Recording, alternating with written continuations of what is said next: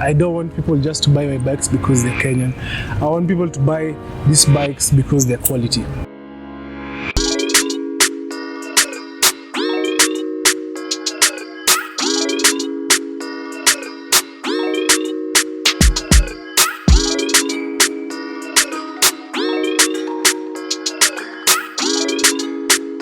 I like to refer to ourselves as a specialist bike shop, where if you want something extra, then you can come to us and we can advise on what's really best for you for your riding.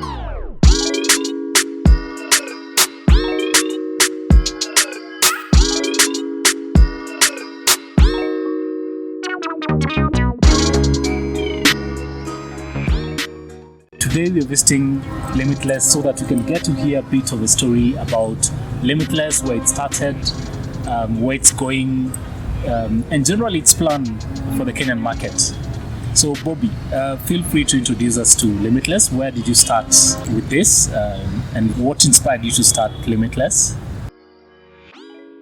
Limitless is, like you've mentioned, a Kenyan company that deals with bicycles. Yes. In that, at the moment, we are assembling bicycles here and also branding them here. We started in 2016. More or less, we started at the forest. At the forest, the adventure center, the place with the zip line. Yes, that's where we started it off. And they contracted me to do rentals for them and make the trails. So that's where I made the trails, and I started off with like second-hand bikes on rentals. Then after that, I started now understanding some of the limitations of having, let's say, XUK, XUS bikes, where now spares become an issue. That's what we came to learn. So on another aspect of myself, like I've done a lot of branding work, and I tried to refer to myself as a creative, if not an artist. So I've always wanted to start a brand and do something. And before, to be honest, I didn't think it would be a bike brand, but I just wanted to start something. On top of my passion of loving bikes and my creativity, that's when I decided to now bring my own brand. But mostly it was more internal. It was more internal for myself, for my rental bikes, So I did that for ever since 2016. Brought in my own brand 2017. Until now, I have them in the forest. So visit the forest, check out our trails and also our bikes. You can sample the Limitless bikes there anytime.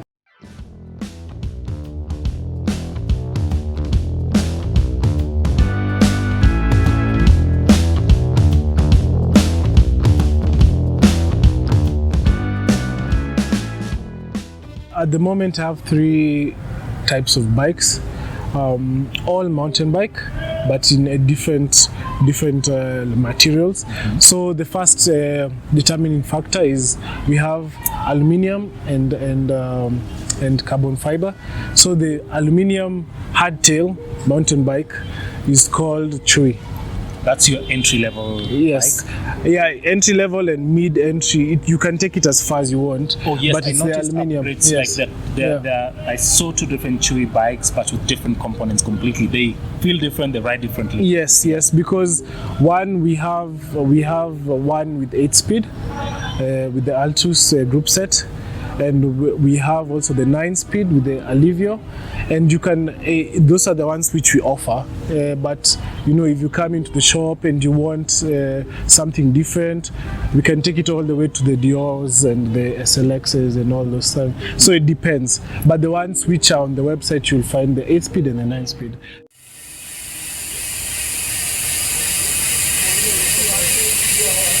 We also have the Mondo. And which is the carbon fiber. So from that one, because of how it's set up with the bottom bracket, which is a press fit, we can only start from Alivio going up. At the moment, I have components. That be, yes, compatible with the bike. Yes, so that's from 9 speed, and you can go all the way up to the 12 speeds. Yeah. So at the moment, what's in the website is the Dior 12 speed. That's the one that we've pushed it on. But if you want upgrades, we have the SLX at the moment. And planning to bring more components. Tell us about your e-bikes. Yes. It's the, what do you call them? Duma? Yes, the Duma. Yes. The Duma are the e-bikes. They I try they're high performance e-bikes, like for cross country. So they of course can be used for commuting and all, but they're more or less made for mountain biking, cross country, off road.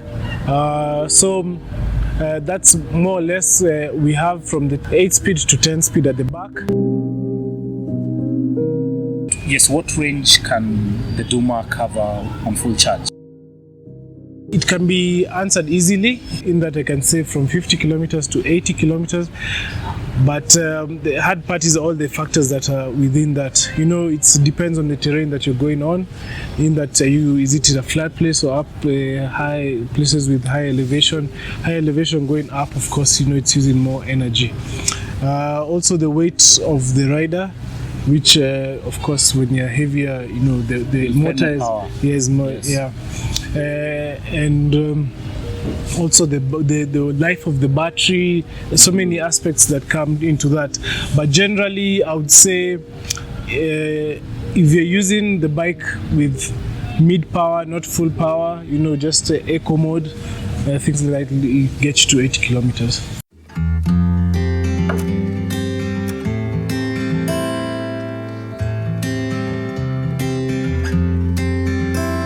How did you decide on what frame size should you bring for your bikes and all that?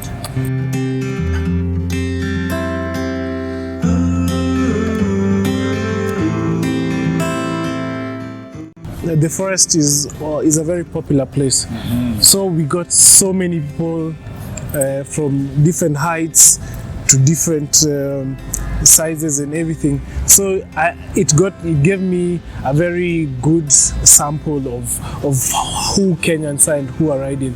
So that's why I mostly chose 3 sizes: a small, medium, and large, from 15 all the way to 19.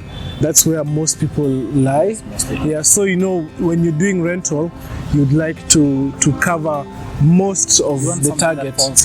In between. Yeah. So that's what I chose. Then I also had to choose sturdy bikes, which can handle more than 200 to 300 people a month.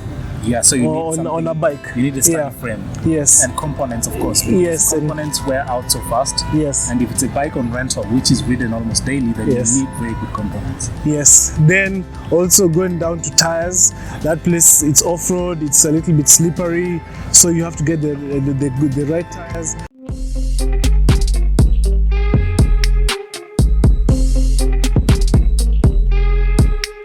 When you look at the Kenyan market, when it comes to pricing, that is also a bit of a challenge. Yes. Because mountain bike is not something that most people are used to. Yes. And guys who are getting into biking get really surprised on how expensive bikes can be.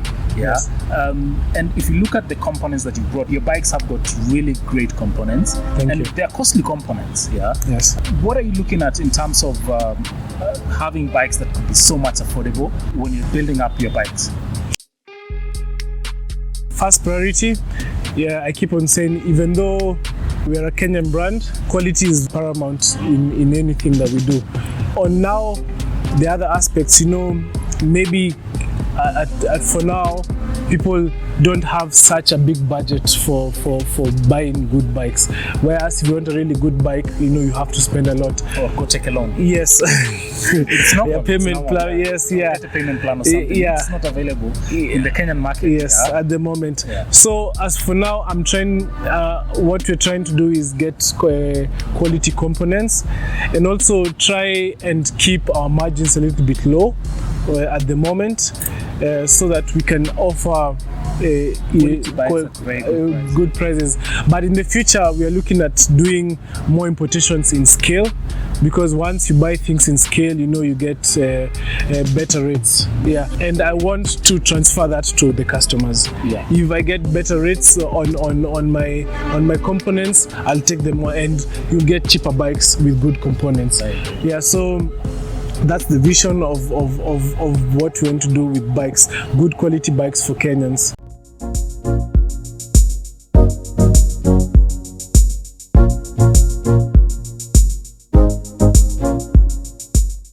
And I've also seen that you're getting into customization of frames. I mean, there's a beautiful frame that we've just seen inside the shop. I mean, it's absolutely beautiful. Yes. Tell me more about customization. And this is something that most of the cyclists would want to get into.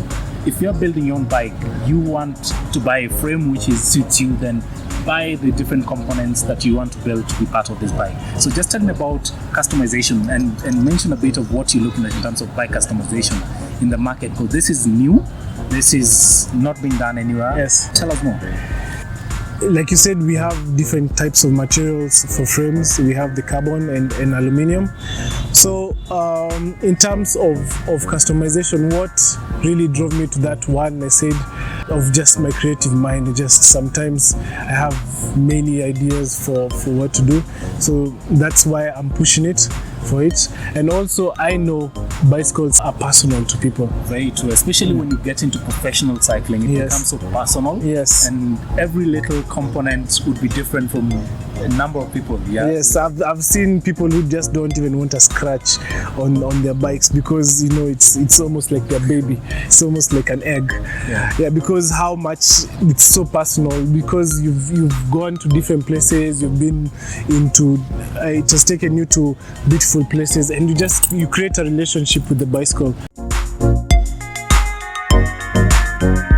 The idea is to get someone extra, so when you look at your bike, you see your character, or you see your personality. It represents yourself. So when you come out, if you're a Rasta man and you like all the Rasta colors, why not like on your bike? Yeah.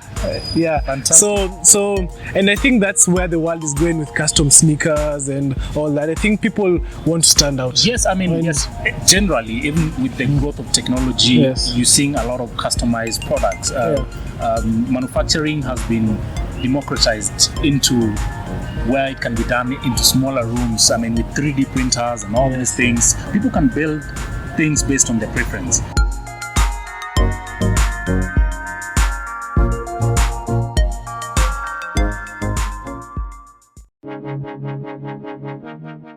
I've not seen you venture into road bikes. What are you thinking about the road bike market in Kenya? Because it's really also huge. Yes. There are lots of guys who actually want to have such kind of bikes, but road bikes. Yeah, like any other startup, this is a passion project. Yes. So you almost go with what you like. So how it has started off, it's my preference. My preference is mountain biking. Yeah. People keep on saying I'm a little bit rough on the trails and a little bit fast. So mountain bike is my first love. But and of course also, starting off a biking brand is also not cheap, so you also have to make some choices. I wish I could bring different things. I'm going by pace, so I've started off with my background, with the forest, and also all these other places we've been doing more of off-road. Yes, as you go forward, we would like to get into different things, the road bike and different kinds of even commuter bikes. Yeah, we want to be strong in the Kenyan market to offer quality.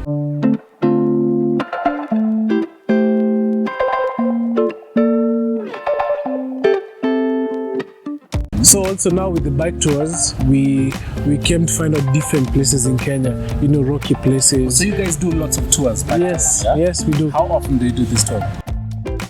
every so often, like 2 weeks or something like that. It depends on when people have gathered, but we can do a bike tour any day. So we actually can do a bike tour any day if you book with us. Tours work. Also, people book in advance. Can be a group, Yes. an individual. Can be a group or an individual, but we prefer groups just so that the costs a little bit lower, because when you come alone, economies of scale work against you. Yes, true. But yes, we can take individuals, and cycling is more fun when you're in a group. Yes. The Limitless Bike Company is situated at Alliance Place along Waiyaki Way in Westlands, Nairobi. You can visit their website at limitless.ke for more information about them. If you haven't watched the previous episodes of the Bike Shop series, then please check out my profile for more videos.